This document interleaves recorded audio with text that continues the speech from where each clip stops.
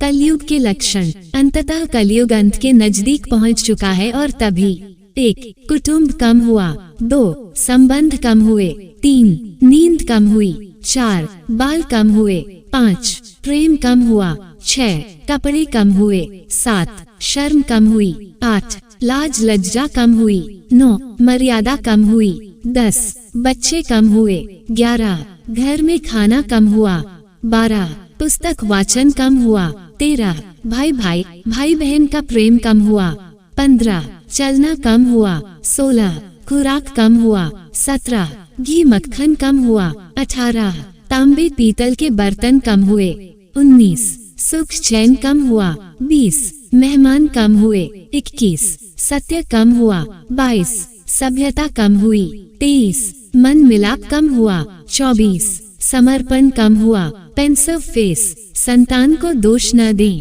कटघरे में खुद को थोड़ी देर खड़ा करके देखें, सब कुछ समझ में आ जाएगा।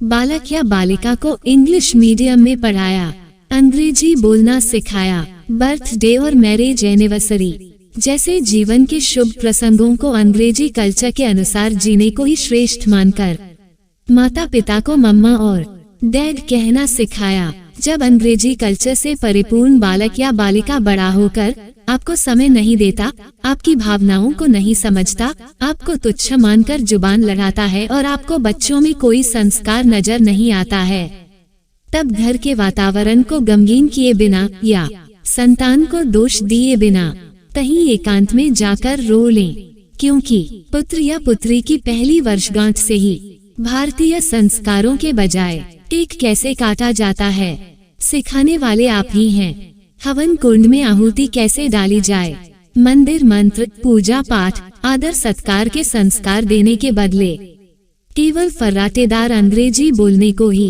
अपनी शान समझने वाले आप। बच्चा जब पहली बार घर से बाहर निकला तो उसे प्रणाम आशीर्वाद के बदले बाय बाय कहना सिखाने वाले आप।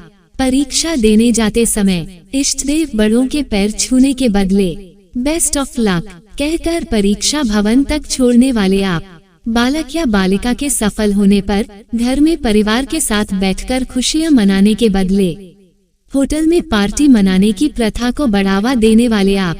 बालक या बालिका के विवाह के पश्चात कुल देवता देव दर्शन को भेजने से पहले हनीमून के लिए फॉरेन टूरिस्ट स्पॉट भेजने की तैयारी करने वाले आप। ऐसी ही ढेर सारी अंग्रेजी कल्चर्स को हमने जाने अनजाने स्वीकार कर लिया है।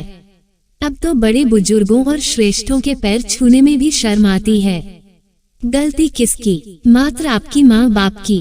अंग्रेजी इंटरनेशनल भाषा है, इसे सीखना है, इसकी संस्कृति को जीवन में उतारना नहीं है। मानो तो ठीक, नहीं तो भगवान ने जिंदगी दी है, चल रही है, चलती रहेगी। आने वाली जनरेशन बहुत ही घातक सिद्ध होने वाली है। हमारी संस्कृति और सभ्यता विलुप्त होती जा रही है, बच्चे संस्कारहीन होते जा रहे हैं और इसमें मैं भी हूँ। अंग्रेजी सभ्यता को अपना रहे, सोचकर विचार कर अपने और अपने बच्चे, परिवार, समाज, संस्कृति और देश को बचाने का प्रयास करें। हिंदी हमारी राष्ट्र और मातृभाषा है, इसको बढ़ावा दे, बच्चों को जागरूक करें ताकि वो हमारी संस्कृति और सभ्यता से जुड़कर गौरवशाली महसूस करें। जय हिंद, वंदे मातरम।